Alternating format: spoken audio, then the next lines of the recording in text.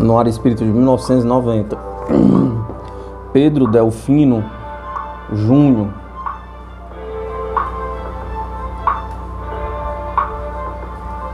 Nascimento 15/12/1890, Rio de Janeiro. Desencarnação 22/11/1972, Rio de Janeiro. Nasceu em lá fundamentado na crença espírita. Em 1908, incorporou-se na Polícia Militar, do então do Distrito Federal. Inteligente, estudioso, projetou-se no campo do conhecimento, na tradição e na tradicional agremiação, cursos e postos.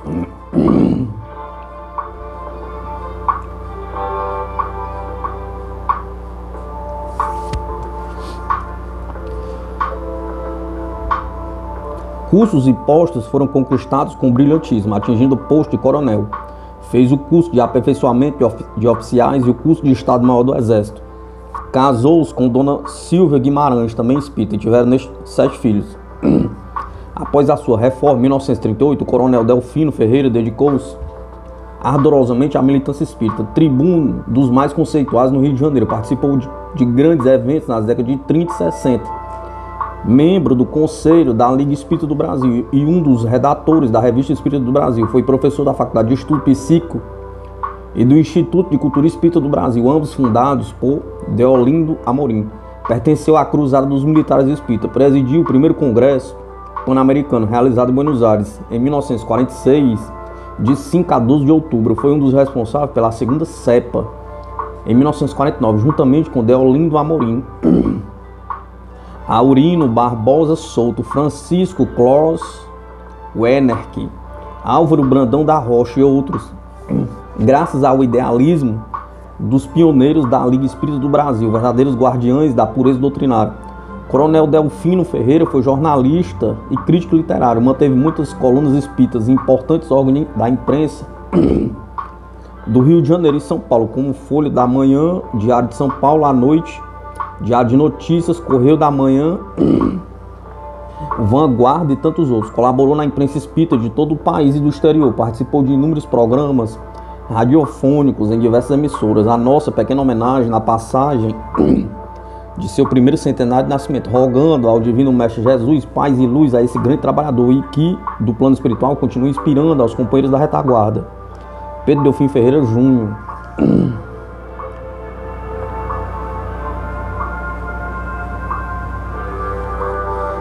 Alberto Gonçalves de Barros, nascimento 28/12/1890, Vassouras, Rio de Janeiro. Desencarnação 13/6/1957, Cachoeira Paulista, São Paulo. Foram seus pais Gonçalves de Barros e Ana Justiniano de Barros. Era funcionário da Estrada de Ferro Central do Brasil, exercendo o cargo de oficial administrativo. Casou-se com Dona Eufrosina Prado de Barros, de Cachoeira Paulista, a 1º de maio de 1913, de cujo consórcio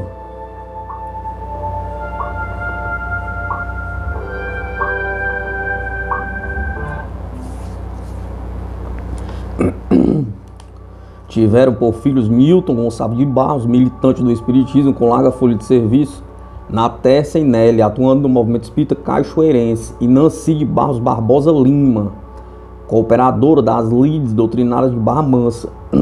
Alberto Gonçalves de Barros dedicou-se também ao jornalismo, escrevendo para diversos periódicos do Rio de Janeiro e São Paulo. Na capital de São Paulo, juntamente com Agostinho de Freitas Ramos e Ovídio de Castro, fundaram um jornal muito procurado por suas crônicas de fundo educativo e espiritualista.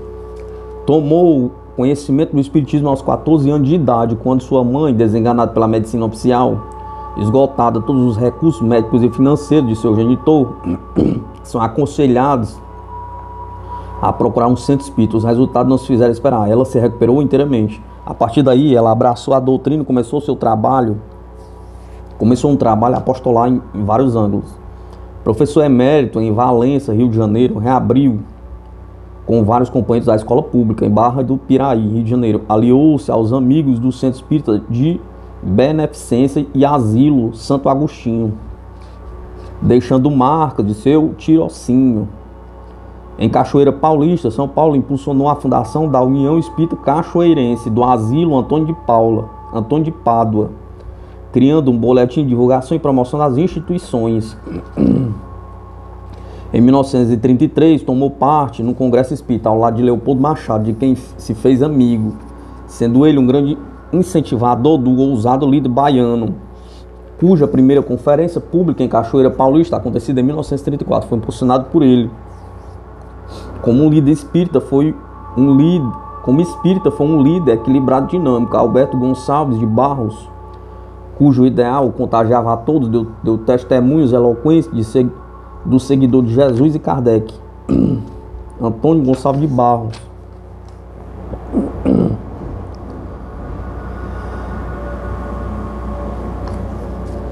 Oscar Leal, nascimento 31/12/1890, Pedregulho, São Paulo.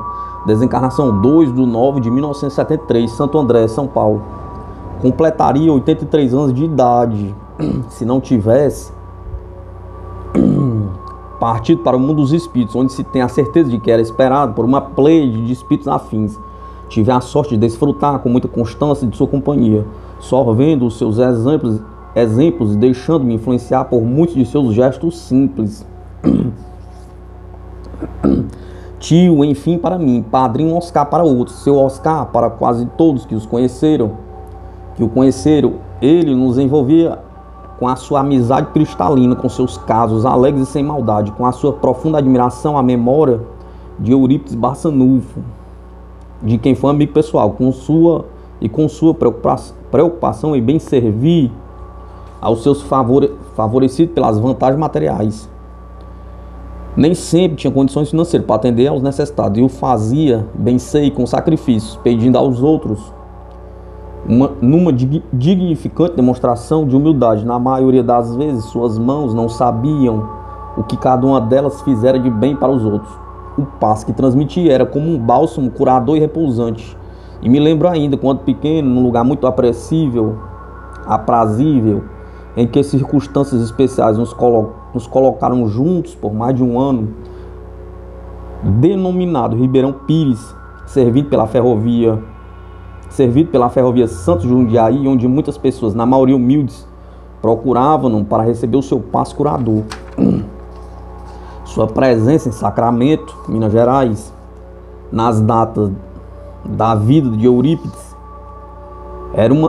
era uma constante. Ali ele se exaltava no banquete da confraternização com aquela gente boa que também tem uma sorte de conhecer. Desencarnou, segundo fiquei sabendo, lúcido e leal aos postulados doutrinários e evangélicos do espiritismo que abraçou. Como leal for o seu nome.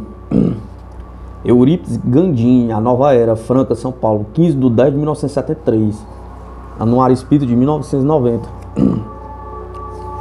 Dona Maria Elvira da Silva Schutel, nascimento, só sabe o ano, 1870. Desencarnação 22/1/1940, Matão.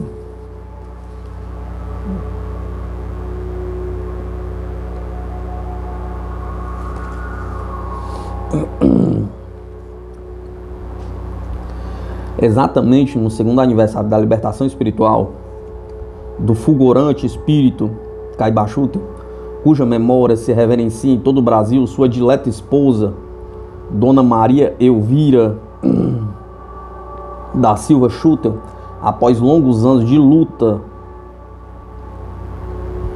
contra a cruel enfermidade que debilitava o seu organismo, se desligou também do invólucro carnal.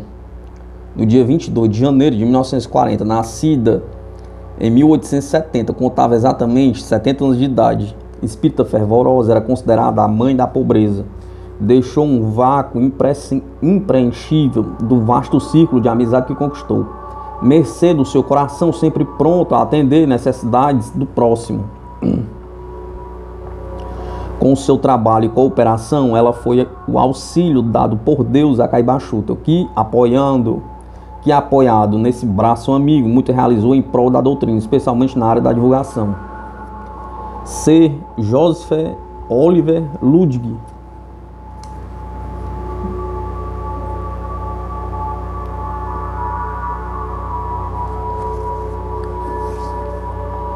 Nascimento 12/6/1851, Penck Hu, Staffordshire, Inglaterra. Desencarnação 17/8/1940, Londres, Inglaterra. Sua vida foi toda voltada à ciência e ao espiritismo. Até os 56 anos de idade, Ludwig empregou seu tempo às experiências materiais. Na segunda fase de sua vida, dedicou-se ao estudo das manifestações psíquicas e do espírito. Costumava dizer que descobrira a ligação entre os seres vivos e os chamados mortos, e confessa com honestidade que na ciência do espiritismo ele se havia adiantado muito mais do que em suas investigações sobre a matéria. A morte não tem nada de horrorosa, dizia ele. Não se deve temer a morte, uma vez que ela não representa a extinção. A morte não passa da vida em nova dimensão. Considerado líder das pesquisas na Inglaterra, foi agraciado com títulos honoríficos de 12 universidades da Grã-Bretanha, Toronto, de Adelaide, Austrália. Foi membro da Royal Society 1887, do Conselho 1893, presidente da Sociedade para Pesquisas Psíquicas 1901-1903. Em 1932 foi agraciado com a medalha Rumford 1898 com o título de Sir e medalha Paradis do Instituto de Engenheiros Elétricos em 1932. Na Primeira Grande Guerra de 1914 ocorreu a morte de seu filho mais jovem, Raymond, no dia 15 de setembro de 1915. Alguns dias antes, Ludwig havia recebido uma mensagem mediúnica de seu amigo Myers, obtida pela senhora Papi nos Estados Unidos, a qual alertava para um perigo próximo, uma notícia dolorosa. Ele recebeu diversas comunicações de Raymond por vários médiuns. Segundo a primeira, sendo a primeira pelo contato de sua esposa com a médium Mr. Leonard. A partir daí, a família recebeu comunicações do filho, vindas de várias partes. Com essas mensagens, Ludwig convenceu-os ante a evidência, reuniu todo esse material e dia 2 de setembro de 1916 publicava um livro intitulado Raymond of Life and Dead, pela editora Matthew.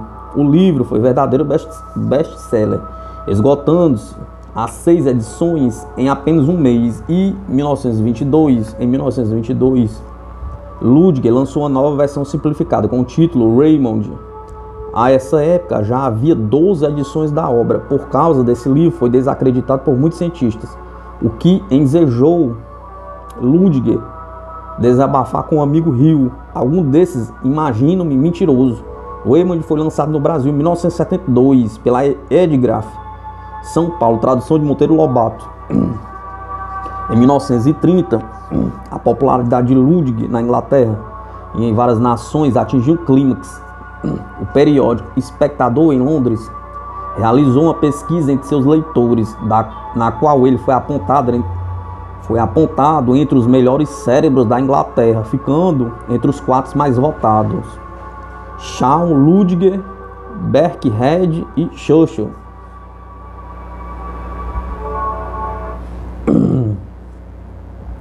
A popularidade de Ludwig em 1931 era notória. Viajando a Bradford para proferir uma conferência, foi recebido por uma multidão de curiosos jornalistas. À noite, no auditório, mais de 2.000 pessoas compareceram para ouvi-lo, frequentando com muito prestígio os meios científicos. Encontra-se em 1933 com Einstein em Oxford. Na BBC de Londres, em 1927, onde manteve uma série de conferências, seus temas mais constantes foram ciência e história, o éter e a sobrevivência da alma. Sua personalidade, autoridade e estilo simples atraíam grandes audiências, a ponto de ser classificado um príncipe entre os radialistas. Luiz Coimbra Cordeiro Campos. Nascimento: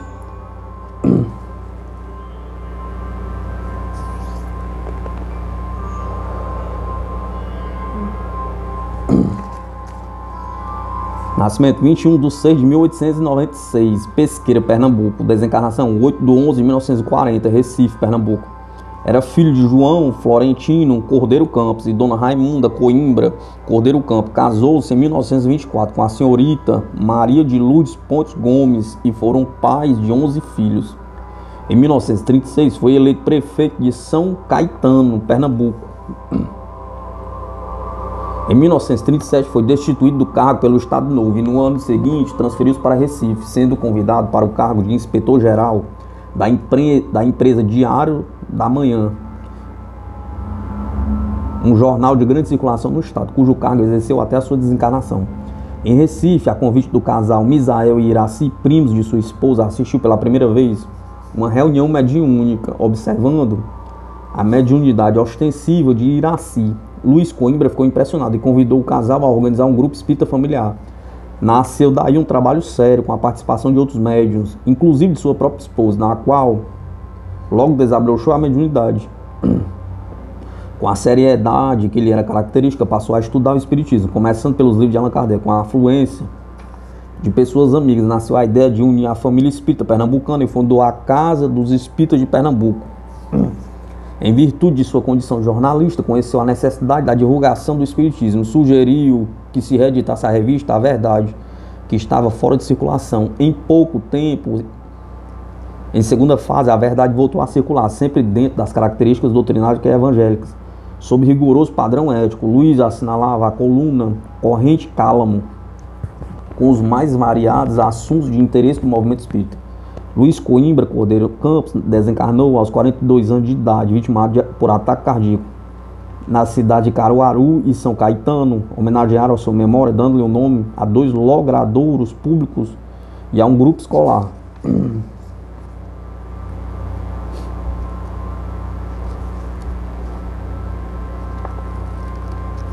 Anuário Espírita de 1990.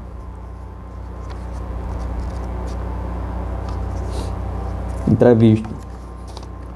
Dr. Ari Lex analisa as curas mediúnicas e a regressão da memória às vidas passadas no tratamento de moléstias psíquicas.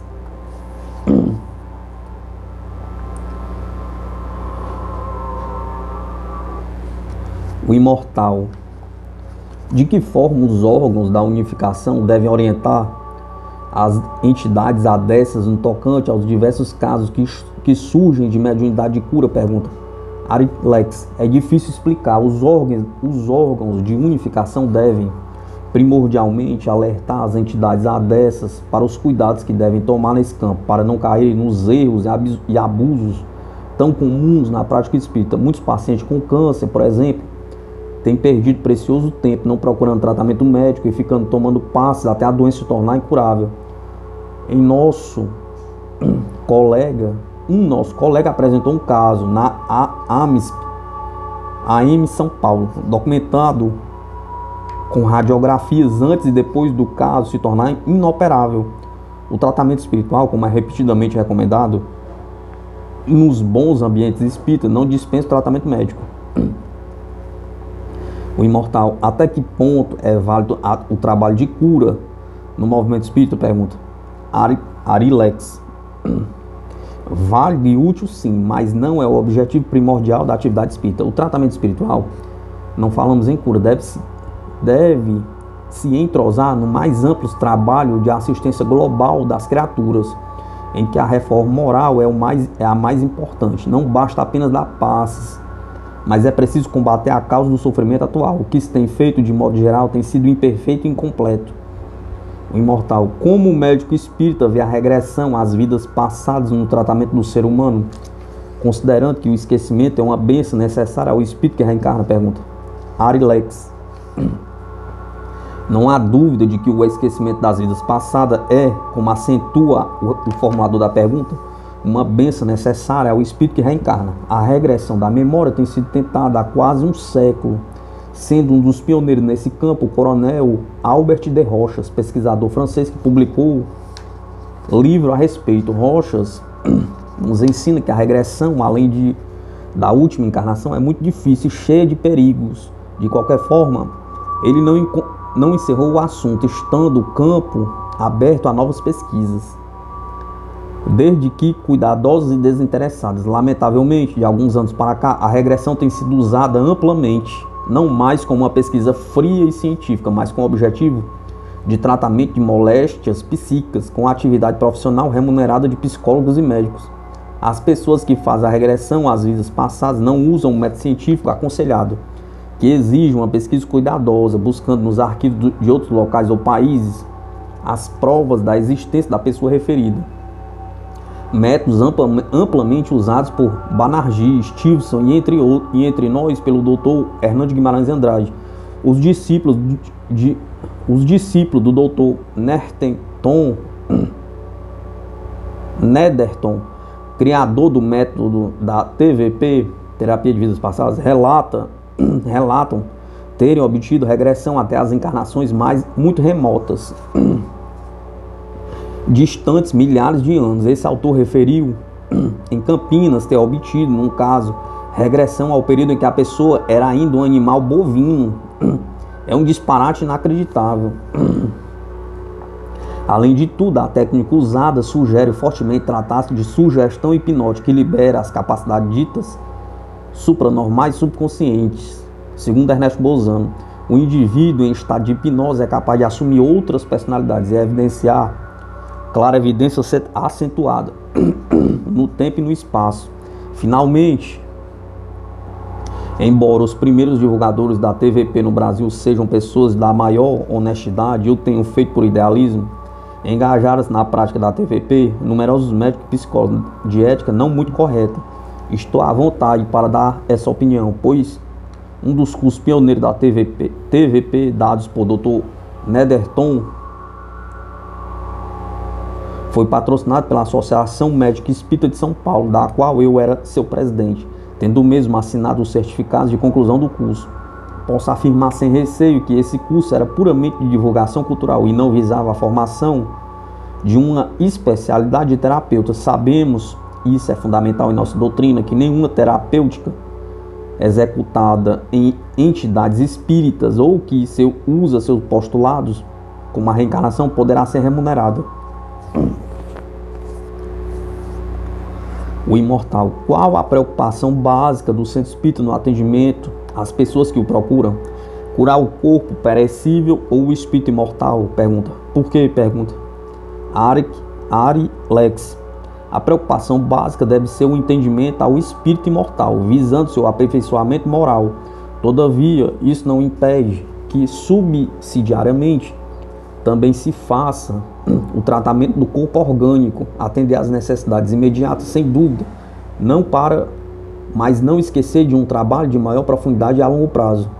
O imortal. A terapêutica espírita, através da mediunidade de cura e do receituário mediúnico, pode ser encarada como uma forma de concorrência do espiritismo com a medicina? Pergunta. Arilex. Não, desde que médios e entidades espíritas estejam bem conscientizados de suas limitações. Saber divulgar que o tratamento espiritual não exclui o tratamento médico. O imortal. Cambé, Paraná, agosto de 1989. Anuário Espírita de 1990.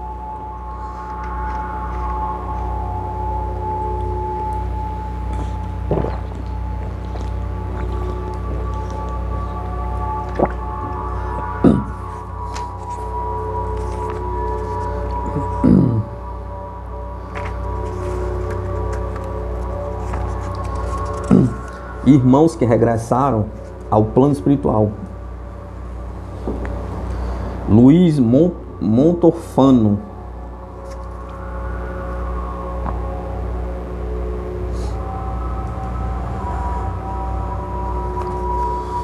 Luiz Montorfano desencarnou no dia 6 de outubro de 1988, no Rio de Janeiro, vítima de infarto miocárdio. Ele era filho de Joseph Montorfano e Ângela Montorfano. Nasceu no dia 31 de março de 1902, na cidade de Carangola, Minas Gerais. Era viúvo de Dona Alice Montorfano, desencarnada em 1983. Deixou 4 filhos, 8 netos e 4 bisnetos. Quando o Dr. Antônio Vantuil de Freitas foi eleito presidente da FEB, o convocou para o Conselho Superior. Com o advento do Pacto Áureo, foi escolhido para representar os estados do Amazonas e Pará. Pertenceu ao corpo de expositores da FEB. Passou a colaborar na revista Reformador. Por muitos anos colaborou também com o Solar Bezerra de Menezes, que abrigava crianças do sexo feminino, sendo eleito presidente em vários períodos. Colaborou com Dona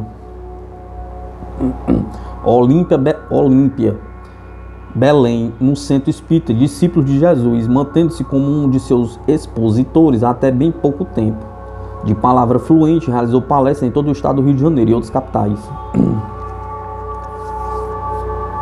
Alexandra Hermann.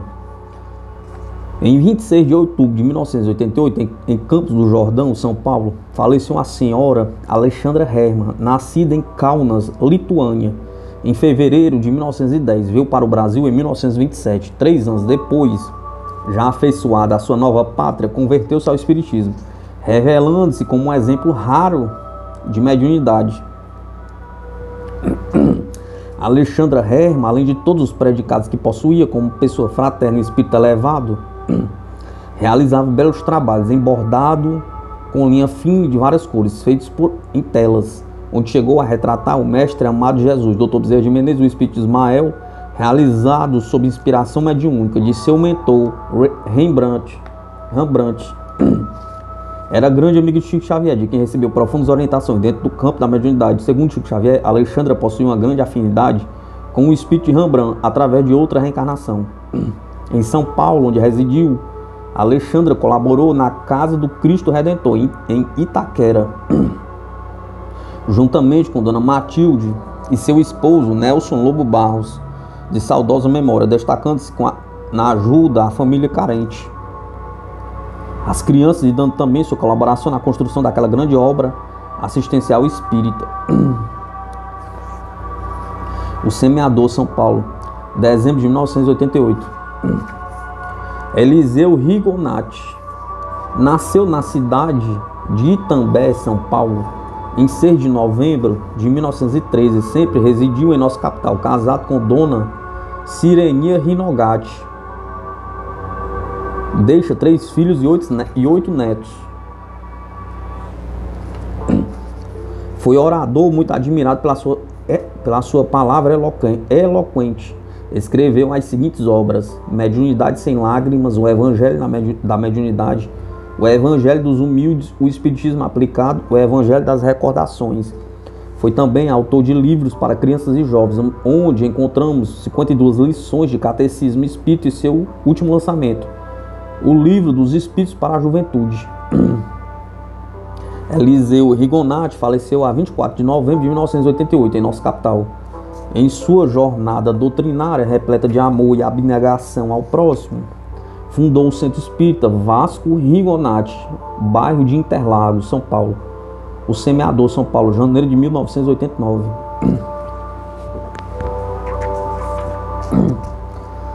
Armando de Oliveira Assis.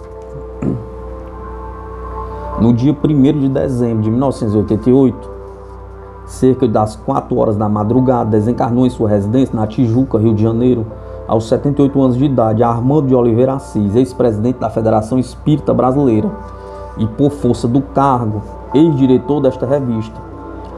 Como presidente, permaneceu durante 5 anos, até 1975, quando foi substituído pelo atual presidente, Francisco Thiessen. Foi Armando de Oliveira Assis, um dos eminentes espíritos que durante 25 anos sucessivos serviu devotadamente a casa máter do espiritismo em nossa pátria, com revelantes serviços ela prestados. Reformador, Brasília, janeiro de 1989.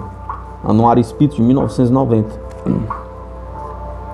Malvina de Carvalho.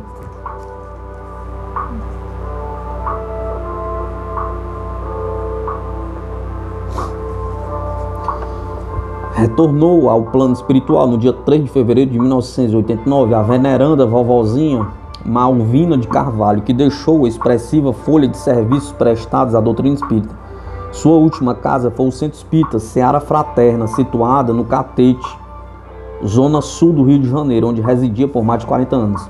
Mineira de Barbacena, nasceu a 17 de abril de 1989. A história de sua vida é um dos mais belos exemplos da piedade cristã e amor ao próximo. Foi casada com o general José Batista de Carvalho, tiveram 3 filhos. Em 1963, o seu marido regressou à espiritualidade e ela passou a viver em companhia das filhas. É de ressaltar que muitas crianças, parentes ou não, foram por ela criadas e educadas, algumas em sua companhia, outras na companhia dos pais ou parentes, que ela tomava a si a iniciativa de ajudar por todos os meios e formas. Exigia com uma única condição, obediência e disposição para o estudo e o trabalho. Malvina de Carvalho foi um exemplo de amor e abnegação. Se caracterizava pela lealdade e firmeza de convicção na excelsitude do espiritismo, cuja vida foi quase toda para beneficiar o próximo. Volney da Costa Martins.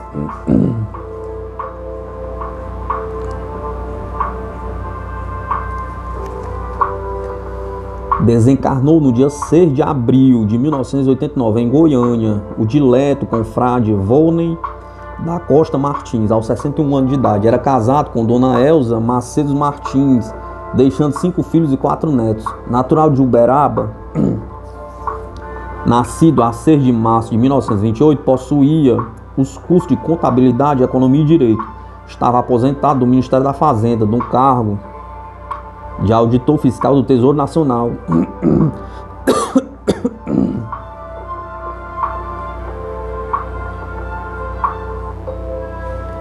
Ingressou na Federação Espírita do Estado de Goiás e dedicou-se a ela por mais de 20 anos, sempre na linha de frente. Em 1982 foi eleito presidente, cargo em que foi reeleito por 6 anos consecutivos. Em fevereiro de 1988 deixou a presidência e foi eleito vice-presidente com o mesmo entusiasmo. Trabalhou firmemente para adotar a federação de nova e confortável sede, sendo responsável pela campanha de levantamento de fundos e pela direção da obra, que viu coroadas de êxito. Colaborou e apoiou o jornal Goiás Espírita daquela federação.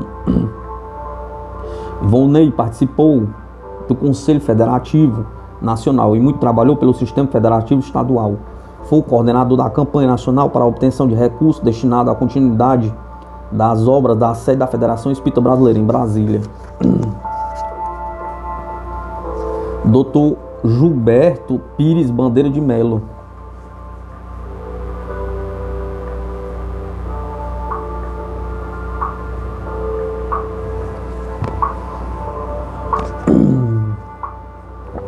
No dia 2 de maio de 1989, mais um companheiro de lides espíritas partiu para a espiritualidade. Dr. Gilberto Pires Bandeira de Melo foi acidentado numa queda em sua residência. Bateu com a cabeça no chão e não houve tempo para qualquer socorro. Era natural do Rio de Janeiro, onde nasceu a 24 de dezembro de 1909. Bacharel em Direito, começou sua vida profissional no quadro de inspetores do Ministério do Trabalho, Indústria e Comércio, vindo a se aposentar como assistente jurídico. Casou-se em 1936 com Dona Assi Bandeira de Melo, de cujo matrimônio não houve descendentes. Completará as bodas de ouro na maior felicidade em 1986. Em 1952, consciente das verdades espíritas, filiou-se à Tenda Espírita de Caridade, fundada por Viana de Carvalho. Para não mais abandoná-la, estudioso e sincero, ocupou diversos cargos de diretoria. Amigo pessoal de Deolinda Amorim, pertenceu ao quadro associativo do Instituto de Cultura Espírita do Brasil desde sua fundação e passou a colaborar em vários jornais, inclusive no Mundo Espírita, com artigos de sua autoria. Antônio Lugon.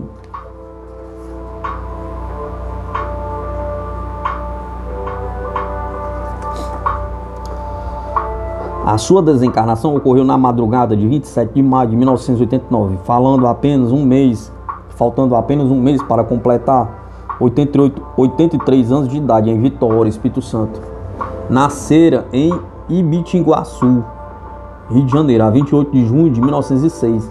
Era bacharel em Direito e exerceu sempre a profissão de advogado com muita seriedade e invulgar brilhantismo. Era casado com a confreira Zulma Gomes Lugon, que participou sempre dos trabalhos espíritas realizados por ele, com o maior carinho, ajudando-a e incentivando em todas as horas. Foi ele um dos responsáveis pela construção da nova sede da Federação Espírita do Estado do Espírito Santo, onde por mais de 30 anos exerceu a presidência. Depois de aposentado na vida profissional, dedicou-se mais ao movimento espírita e sua difusão. Dedicado ao movimento de unificação, colaborou eficientemente na implantação das reuniões sazonais do Conselho Federativo Nacional. da Federação Espírita Brasileira, Anuário Espírita de 1990. Rafael Américo Ranieri desencarnou no dia 28 de maio de 1989, na cidade de Guaratinguetá, São Paulo, o estimado confrade Rafael Américo Ranieri, vítima de um derrame cerebral, nascido em Belo Horizonte,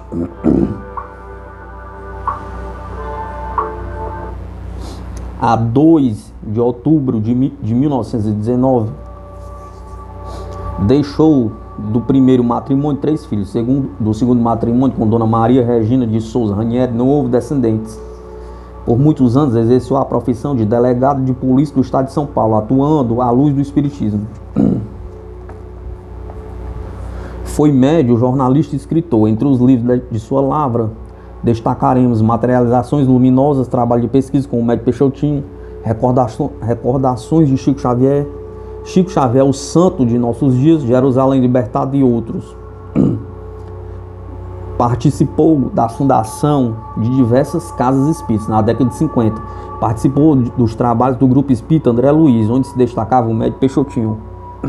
Idealizou o OSCAL, Organização Social Cristã André Luiz, juntamente com Ruth Santana e Nilton Gonçalves de Barros. Mais recentemente fundou a Casa da Criança Beatriz Ranieri, um departamento do Grupo da Fraternidade Irmão Altino, em Guaratinguetá. E com um grupo de confrades fundou a Ed Frater, editora da Fraternidade, para a edição de seus livros. Foi diretor e colaborador do jornal Espírita da LAC desde sua fundação em 1975. Proprietário da Casa Ovo Azul em Guaratinguetá, fez desta propriedade, juntamente com sua esposa, Dona Maria Regina, um oásis de amor, amparando 31 crianças necessitadas.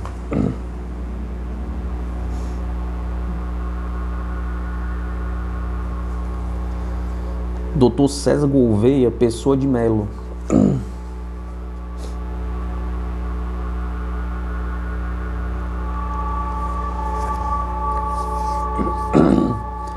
Aos 89 anos de idade, desencarnou no Rio de Janeiro o conhecido escritor e jornalista Dr. César Gouveia Pessoa de Melo, mais conhecido como César Burnier.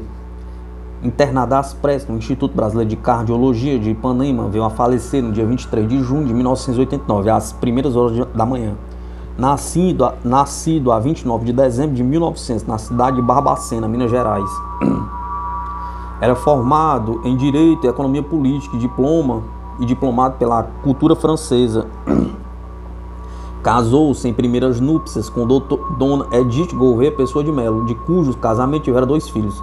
Viúvo da primeira esposa, casou-se em segundas núpcias com Dona Arlinda Rosa Gouveia Pessoa de Melo. Desse segundo casamento não houve filhos. Advogado, nunca exerceu a profissão. Ingressou por concurso no Ministério da Fazenda, na carreira de fiscal do consumo. Com a desencarnação de seu filho Cezinha em 1938, aos 8 anos de idade, César Burnier ficou inconsolável. Católico de origem, queixava-se que sua religião não explicava a morte prematura do filho. Chico Xavier recebeu uma mensagem de Cezinha com toda autenticidade, sem deixar qualquer dúvida de sua identidade. A partir daí tornaram-se amigos e ele passou a frequentar a União Espírita Mineira, da qual foi conselheiro por muitos anos. Dotado de vários dons mediúnicos, centralizou todo o seu esforço no rastreamento das figuras históricas em suas anteriores encarnações, especialmente na Revolução Francesa, na Inconfidência Mineira e ainda sobre Garibaldi e seus feitos no sul do país e na Itália.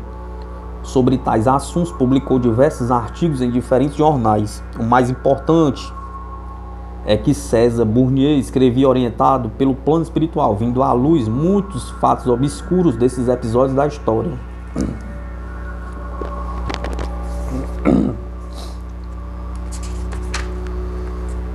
José Gonçalves Pereira.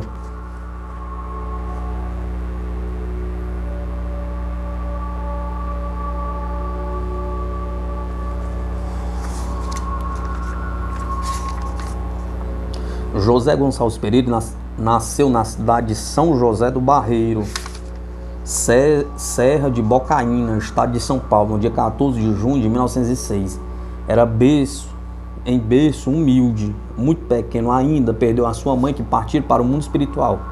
Eram 4 irmãos, 2 meninos e 2 meninas, como ele próprio dizia. Foi na cidade de Jacaraí que o menino José Gonçalves Pereira, de pé descalço, ia para a escola de 1º grau, na época curso primário.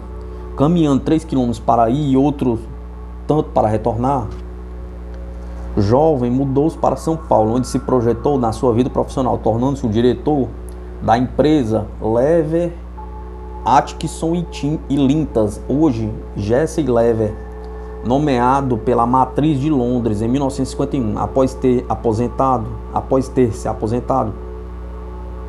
Dedicou-se inteiramente à administração da casa transitória, onde trabalhou até 15 dias, aproximadamente antes de seu falecimento, que se deu no dia 25 de agosto de 1989, às 17 horas. Deixou 3 filhas casadas, genros, netos e uma família incalculável de companheiros unidos pelos laços espirituais, que por certo sentirão muita saudade desse espírito missionário que foi José Gonçalves Pereira, um dos últimos baluartes do espiritismo das terras de Piratininga. Assim como o nome do comandante Edgar Armond está vinculado definitivamente como parte integrante de um passado histórico da Federação Espírita do Estado de São Paulo, como aquele que estruturou as bases da assistência social e do ensino, o querido companheiro José Gonçalves Pereira está vinculado à Casa Transitória Fabiano de Cristo, na marginal do Rio Tietê, a Rua Elizabeth de Rubiano, 454, no bairro do Belenzinho, nesta capital, como aquele que ergueu tijolo por tijolo a estrutura das bases, tijolo por tijolo, e estruturou as bases para o atendimento de 3.000 famílias por mês, sob o lema amparar a criança, reajustando-lhe a família. Dona Luísa esteve sempre ao lado de seu marido na assistência social, incansável trabalhadora na causa do bem. Foi o braço forte que deu a retaguarda na condução da casa transitória. O senhor Gonçalves costumava dizer, brincando, que as mulheres trabalham mais do que os homens. Contava o senhor Gonçalves que, antes da construção da casa transitória, foi levado durante o sono e desdobramento a conhecer a casa transitória existente no mundo espiritual. Daí a inspiração do tipo de construção feita em pavilhões. Terminada a construção, Chico Xavier disse-lhe que esta correspondia à casa transitória do plano espiritual e que o planejamento fora da espiritualidade. O Semeador, São Paulo, setembro de 1989.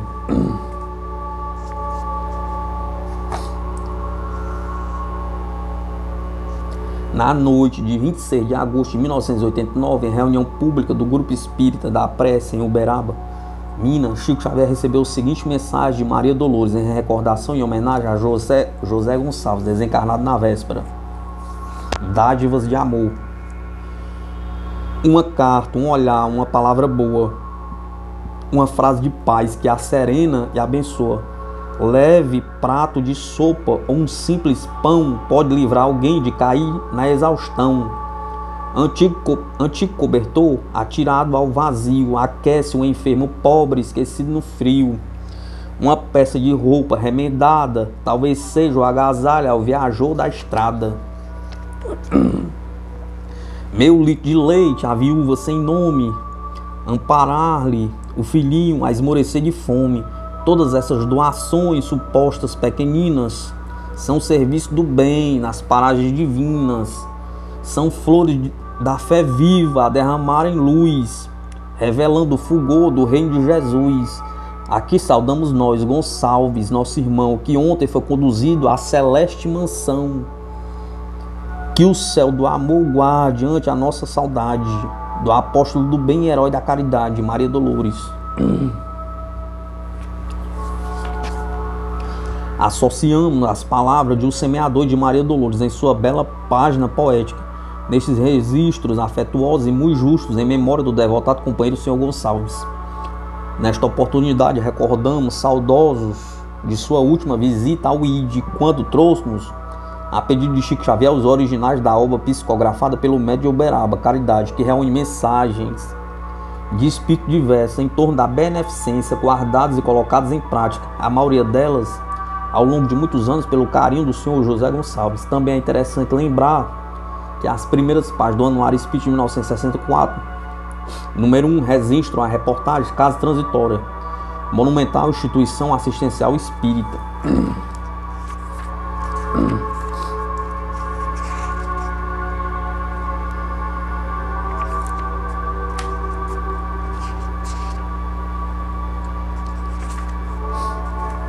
Honório Melo.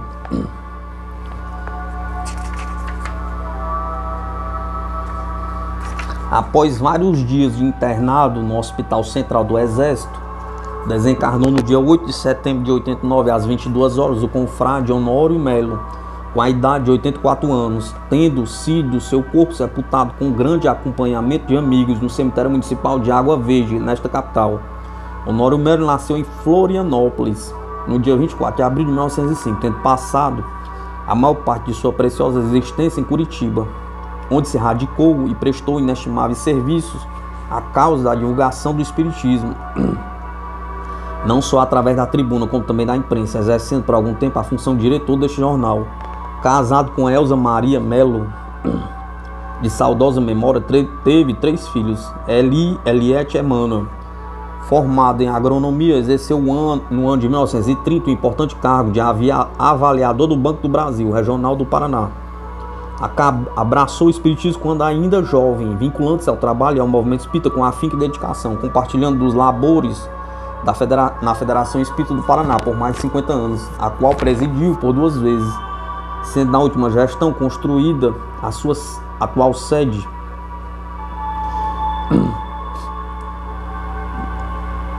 Vale ressaltar também o seu meritório trabalho escrito, Ensaios Históricos da Federação Espírita do Paraná em seus 80 anos, o qual encerra oportunos dados sobre as atividades dessa instituição ao longo de sua existência em 1902 e 1982. Membro do Conselho da FEP por quase meio século, não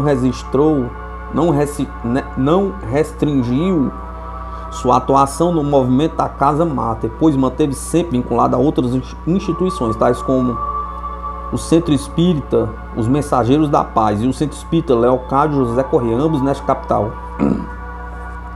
Registro aqui a minha singela homenagem ao caro amigo, dizendo: estimado Honório Melo, a ti nosso breve adeus, e que Jesus seja o elo que o conduzirá a Deus. Victor Ribas Carneiro, Mundo Espírita, Curitiba, setembro de 1989.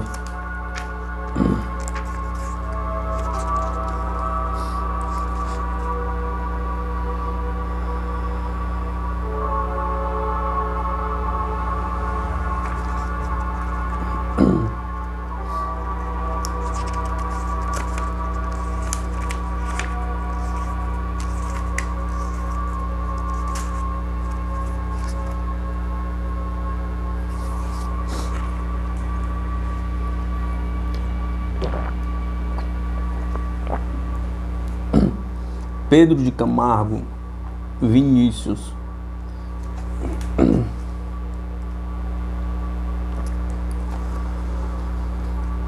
Pedro de Camargo, mais conhecido pelo pseudônimo de Vinícius, nasceu na cidade de Piracicaba, estado de São Paulo, no dia 7 de maio de 1878. Desencarnou em São Paulo no dia 11 de outubro de 1966, com 88 anos de idade. Foi uma das mais proeminentes figuras do espiritismo, principalmente na primeira metade do presente século.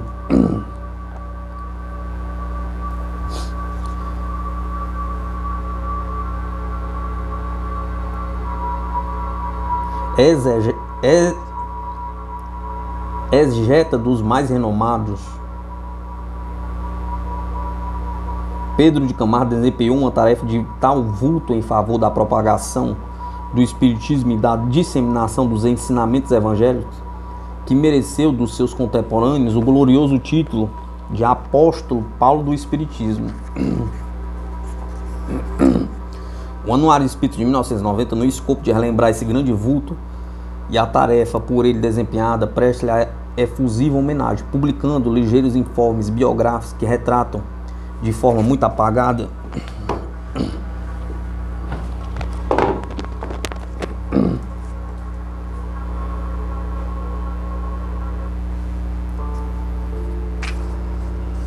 o que foi a sua obra realmente missionária.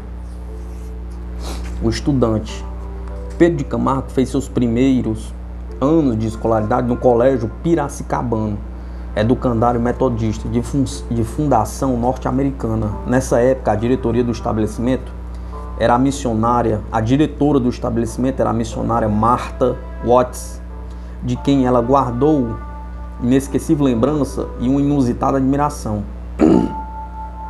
São dele as seguintes palavras extraídas de um artigo que escreveu por ocasião da desencarnação daquela missionária ocorrido nos Estados Unidos da América do Norte. Sempre que se oferecia ensejo de inocular princípios de virtudes e regras de moral, era quando se mostrava admirável,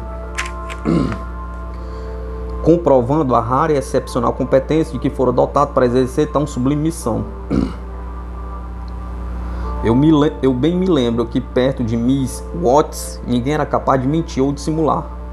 As traquinas e travessuras escondidas cautelosamente eram-lhe fielmente narradas quando nos interpelava. Tal império que sobre nós sabia exercer, sem jamais usar para isso de outro meio que não a força do bem e o devotamento com que pratica o seu sagrado sacerdócio.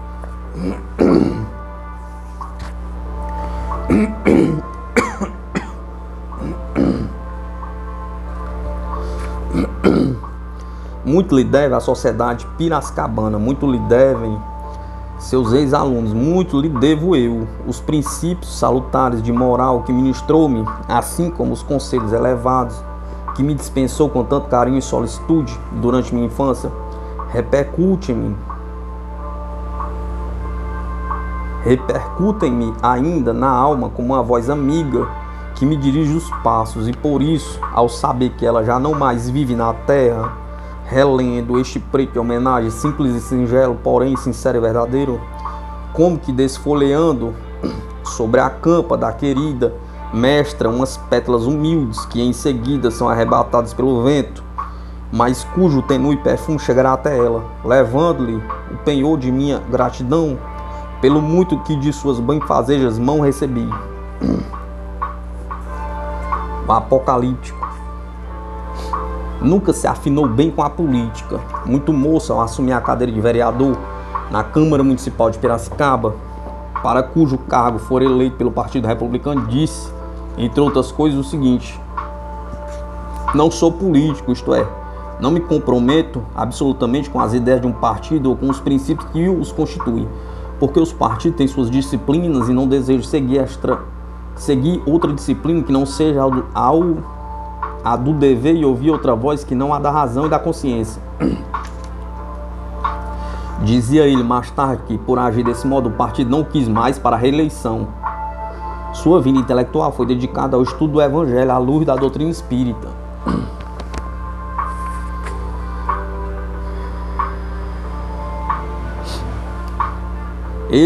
Ela era então um autêntico admirador do Mestre Jesus, tanto que todas as suas obras escritas tiveram esses títulos: Em torno do Mestre, Na seara do Mestre, Nas pegadas do Mestre, Na escola do Mestre e Em busca do Mestre. Foi um orador sempre requisitado, e o tema preferido para as suas palestras versavam sobre os Evangelhos. Suas palavras eloquentes emocionavam a todos que tinham a aventura de ouvi-lo. Um ceareiro decidido. Não se pode fazer o esboço histórico do espiritismo no estado de São Paulo sem levar em conta a personalidade inconfundível de Pedro de Camargo Vinícius. No Colégio Piracicabano, fazia-se o estudo metódico da Bíblia. Esse gênero de educação teve o mérito de interessá-lo de modo inusitado, lançando em seu coração a semente generosa que haveria de transformá-lo. Mais tarde, um dos espíritos de maior erudição no trato da égese evangélica. No ano de 1904, foi fundada em Piracicaba a primeira instituição espírita da cidade, levando o nome de Igreja Espírita Fora da Caridade, numa salvação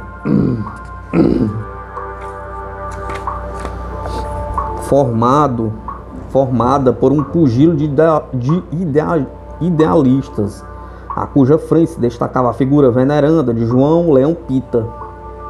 A implantação dessa tradicional instituição acarretou a esse pioneiro uma série infindável de perseguições de fundo religioso, e o nosso Leão Pita sofreu duras represálias por parte dos segmentos clericais, não conseguindo nem mesmo um emprego de onde pudesse auferir aquilo que era fundamental para o sustento de sua família, composta de esposa e muitos filhos, a qual ficou por mais de um ano na iminência de completo desamparo.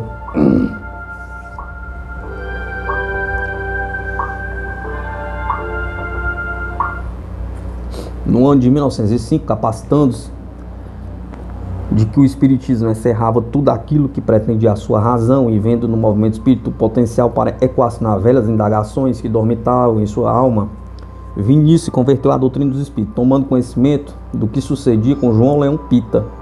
Prontamente o empregou em sua loja de ferragens e objetivando dar o primeiro passo no sentido de se transformar num homem novo e compenetrado de suas responsabilidades. Pedro de Camargo desfez a secção de armas de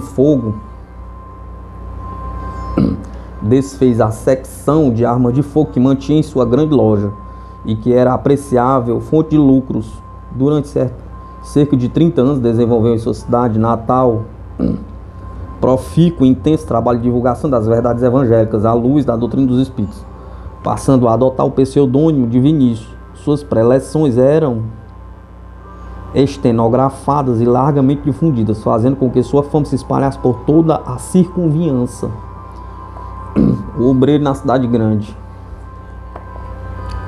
Ainda residente em Piracicaba, nos anos de 1935, foi eleito presidente da União Federativa Espírita Paulista, sediada em São Paulo, sucedendo o seu primeiro presidente e fundador, o confrade Moreira Machado. Com a transferência de seu domicílio para a capital paulista, no ano de 1938, Vinícius passou a emprestar àquela instituição sua maior cooperação, fundando, juntamente com o Tietre Diniz Sintra, uma escola para a evangelização da infância e juventude, passando a orientar as crianças e jovens no conhecimento dos sublimes ensinamentos legados por Jesus Cristo. Para isso, estabeleceu normas e um roteiro para esse gênero de educação. Em 1939, tornou-se um dos diretores do programa radiofônico Espírita Evangélico do Brasil, levado ao ar diariamente através das ondas da extinta Rádio Educadora de São Paulo. A 31 de março de 1940, quando a União Federativa Espírita Paulista foi inaugurar a Rádio Piratininga, emissora de cunho nitidamente espírita, Vinícius foi eleito seu diretor superintendente e, em companhia de outros valorosos companheiros, orientou e fez parte saliente do quadro diretivo da emissora, mantendo ininterruptamente o programa radiofônico espírita até o ano de 1942.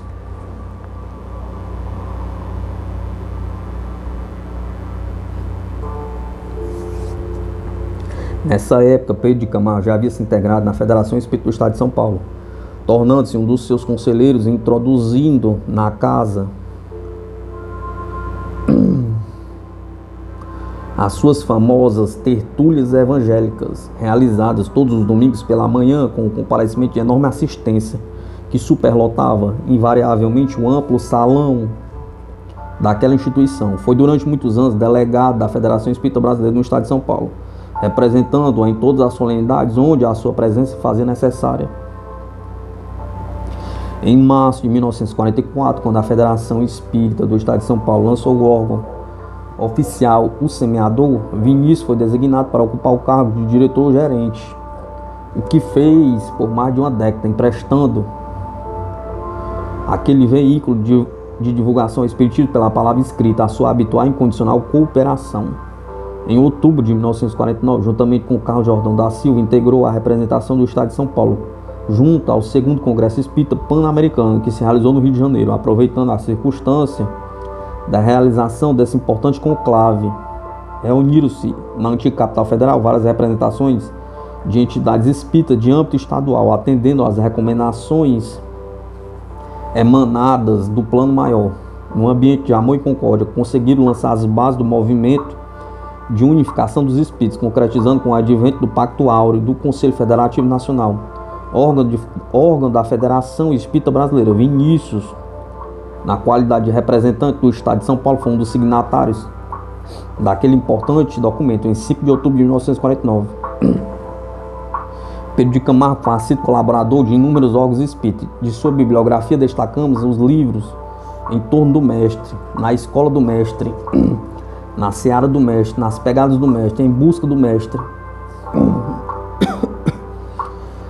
Obras de profundo conteúdo evangélico doutrinário que muitos fizeram em favor do esclarecimento das novas gerações. A sua dedicação foi notória no campo da assistência social, sem contudo deixar de difundir os esclarecimentos com vistas à iluminação interior das criaturas. No setor da educação, tornou-se um dos mais salientes educadores e evangelizadores espíritas, notadamente nos últimos tempos. Foi ainda, durante muito tempo,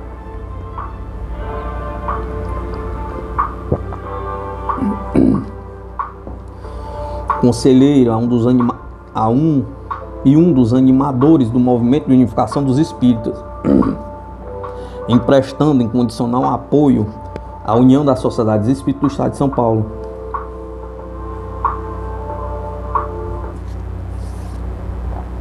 A ação e dinamismo de Pedro de Camargo se fez sentir vigorosamente quando se cogitou na fundação de uma instituição educacional espírita. Lutou durante vários anos por esse ideal e não esmoreceu quando não viu concretizado esse objetivo, colimando com a fundação do Instituto Espírita de Educação, da qual se tornou presidente.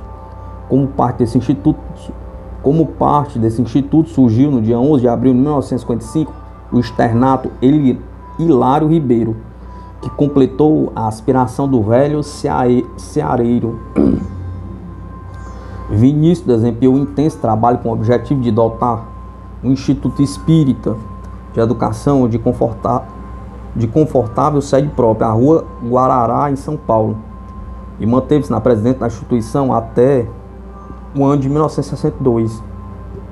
A par de todas essas inumeráveis atividades, Pedro de Camargo ocupava assiduamente as tribunas e as instituições espíritas, principalmente as da capital, tornando-se um dos oradores mais requisitados e que sempre conseguira atrair maior assistência. Homem dotado de ilibado caráter, comedido em suas atitudes de moral inatacável, tornou-se de diretor e de fato verdadeira bandeira do movimento espírita quando figurava à testa de qualquer empreendimento. Infundia confiança e respeito, dada a indiscutível projeção de seu nome e a sua qualidade de paladino das boas causas. O jornal A Nova Era de Franca, em seu número 1230, escreveu o seguinte, logo após a desencarnação do invulgar espírita ceareiro: aquela casa, a Áustria, que guardou por longo tempo a personalidade impoluta do ilustre exegeta, expôs também a visitação de seus correligionários e amigos. Seu corpo de campeão de postulados espíritas. Vale a pena, no espaço minguado desta crônica, verificar alguns traços biográficos desse educador que, após 88 anos de existência terrena, era senhor do entusiasmo dos mais jovens sonhadores. O respeitável professor de Piracicaba radicou-se em São Paulo e pregou a pureza do espiritismo pela tribuna da federação dessa capital durante 20 anos consecutivos. Um lugar de seu retrato deve estar reservado entre aqueles que valorizaram a austeridade da casa de Limeira de Andrade, Militão Pacheco e tantos outros. Tomou feliz pseudônimo de Vinícius e redigia os argumentos encantadores da Boa Nova. Iniciado no protestantismo, veio para as fileiras espíritas como emancipado consciente. Quis conhecer a doutrina codificada por Allan Kardec, a fim de combater a luz do Evangelho do Senhor. Entretanto, tantas verdades e tanta lógica de crença falaram-lhe a razão que ele não teve dúvidas entre o dilema: ou ser espírita para proclamar os ensinos morigeradores do espiritismo, ou continuar a ser hipócrita para acomodar-se numa criminosa irrisão. Seu estilo fluente, sua linguagem escorreita e seus conhecimentos exegéticos deram-lhe autoridade para estrear na imprensa sob a aura de um grande pensador. Depois vieram Seus livros lapidares, cujas interpretações textuais do Novo Testamento valorizam o seu talento argumentador. Suas obras confirmaram-lhe a sua fé raciocinada. Entre elas, anotamos para o estudo de cada dia, na seara do mestre, nas pegadas do mestre, na escola do mestre e em torno do mestre.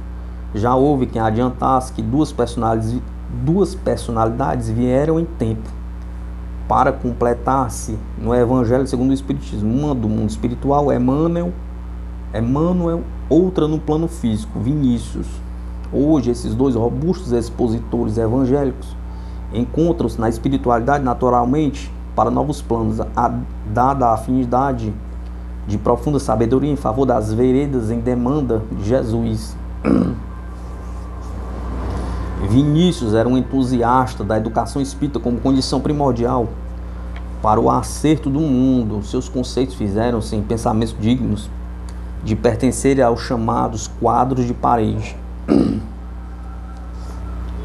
Exultou-se com a fundação do Educandário Pestalozzi da França. Foi o condigno paraninfo de sua primeira turma de ginasianos, lembrando das suas palavras proferidas naquela noite memorável, na inauguração desse sodalício. Abre aspas. Hoje, Senhor, falamos como o velho Simeão, para que nos dispense em sua paz, porque vimos finalmente a salvação da mocidade, fecha aspas. Mas Deus o reservou para tarefas mais amplas no campo educacional e espírita. Talvez o seu entusiasmo com a obra do Dr. Tomás Novelli lhe inspirasse outra empreitada de luz, com os seus esforços de sexagenário, robusto ainda e tolerante como uma asceta. Fundou o Instituto Espírita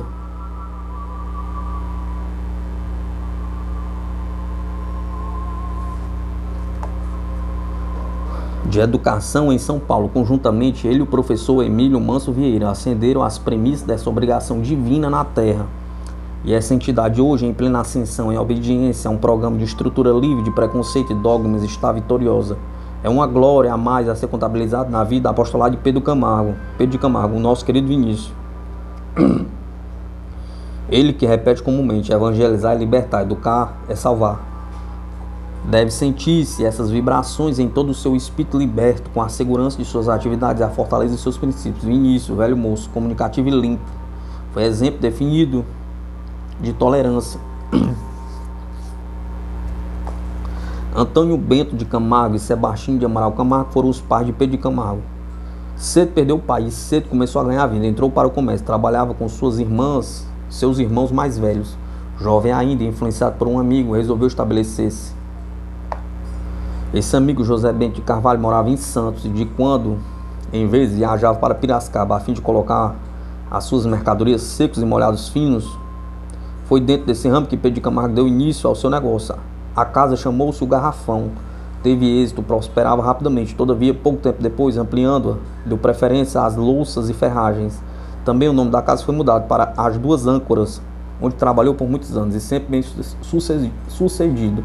Não chegou a ser rico, porém nunca lhe faltou nada, nem a sua família. Amparou muita gente e jamais alguém lhe bateu à porta que não fosse atendido e bem socorrido. Que o diga os piracicabanos de seu tempo.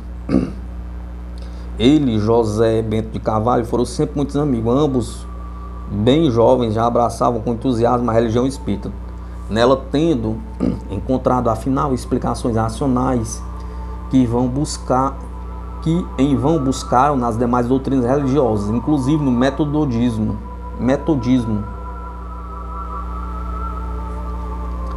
Casou-se em primeiras núpcias com Dona Elisa Runke, de quem enviou-se muito cedo. Desse consórcio tiveram uma filha, já desencarnada, a quem deram o nome de Marta, em homenagem à sua querida mestra.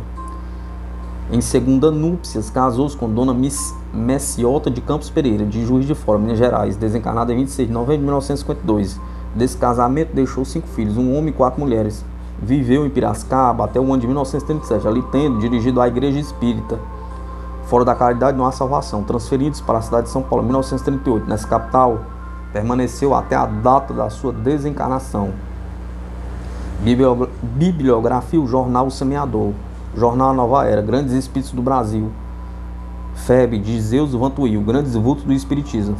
Federação Espírita do Estado de São Paulo, de Paulo Alves Godoy. Anuário Espírita de 1990.